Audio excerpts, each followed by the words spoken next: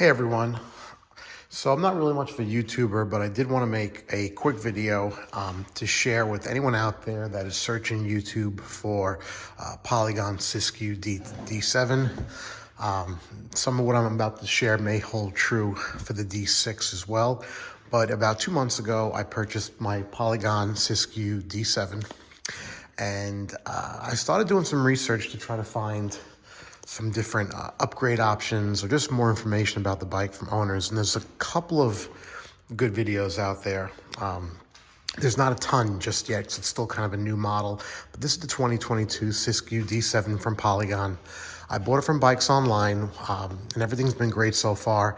I'm very impressed with the bike itself, but obviously my plan was to go sub $2,000 investment and then add some upgrades over time. So I'll just go through a few of the things that I've done to my Polygon D7.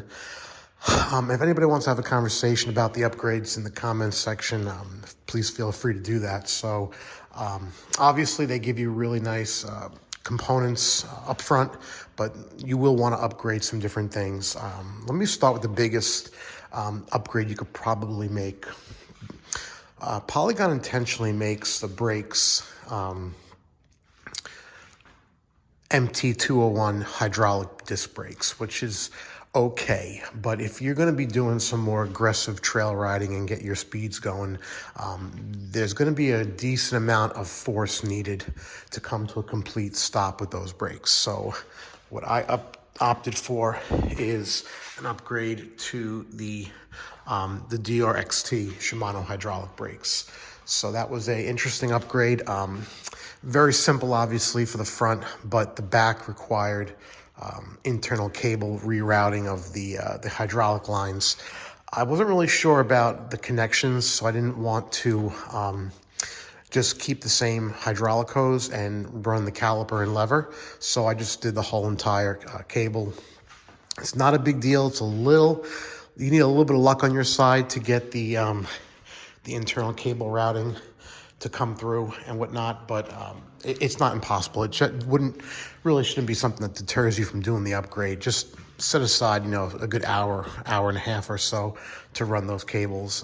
And if you were to mess up these grommets and damage them, because they're a little tricky getting them in and out, you can get replacement grommets from Bikes Online. Okay, so the XT brakes, definitely good force with one finger, no problem. Two fingers stopping you very quick.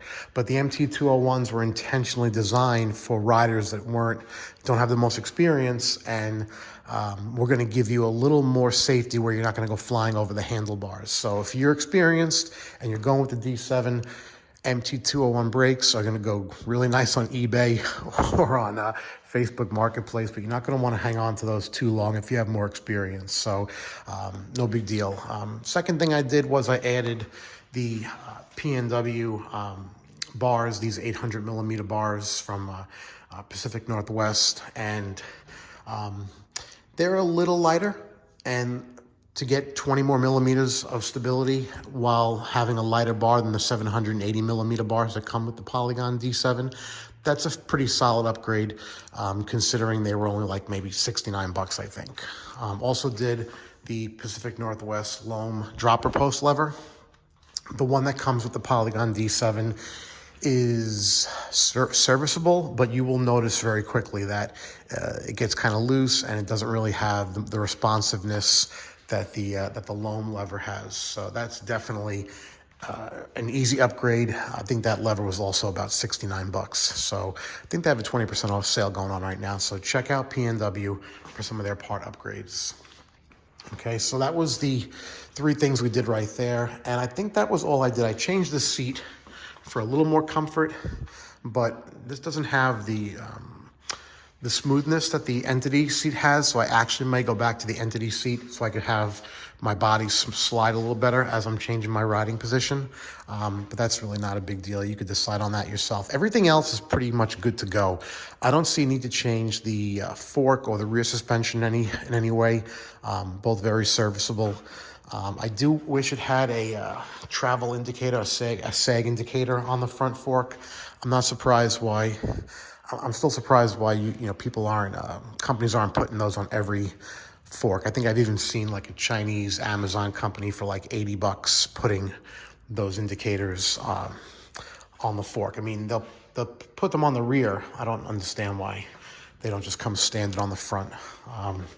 And then one thing I picked up that was really nice were these clipless fun pedals, which are really nice. If you're gonna go clipless on a trail bike, I think having the option to clip in and ride clipped, or just totally ride free. And these pedals allow you to have lots of leverage to clip in if you'd like, or if you want to go without clipping in, you got plenty of surface area there to ride.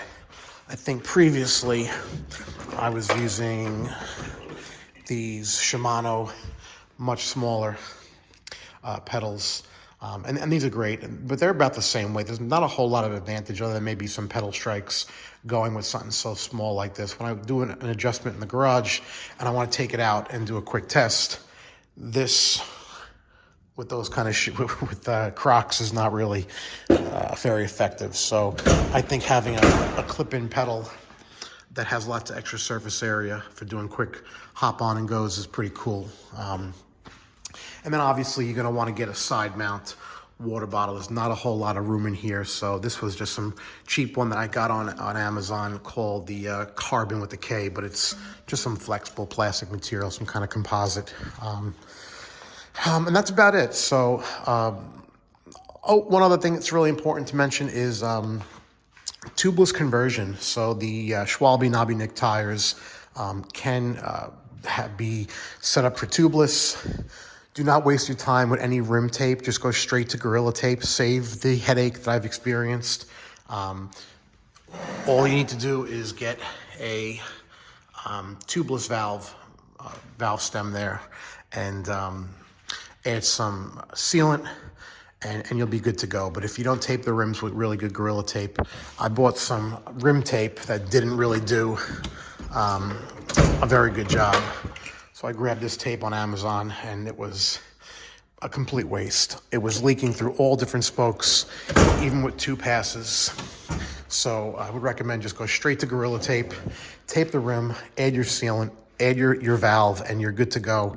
Once you get it established and put a couple of air cycles in, you might get a couple of leaks, but after about maybe a week of adding some extra air, you're set, you're good. So these tires are in really nice shape once you get the tubeless conversion going. So I dropped a little bit of weight. I think it's more time and energy is better focused on dropping weight off my body than actually spending $1,000 for a lighter fork or anything else. But I'm probably going to stick with this component set for a while and just leave the bike alone. I'm probably about $2,500 in so far. If I did anything else, it would be maybe the lighter front fork with a little more travel, but probably not. I think I'm just going to ride it now. One last thing that's important to remember is the clutch on the derailleur is right here. And if that is not locked in, you'll feel something strange in the drivetrain. So if you're getting a strange clicking sound in the drive, and it kind of feels like it's coming from the bottom bracket, but it's not. It's actually the way the chain is kind of just rattling, and you may have forgotten to put your clutch back. So definitely don't forget to do that if you're working on the chain, or if you pop the chain off and you want a little more slack to put the chain back on. That's your clutch. So far, so good. Polygon Siskiu D7's been great, and I hope you guys have some good comments and questions about my experience. And if you want to chat on it, go right to the comments. Okay, thanks.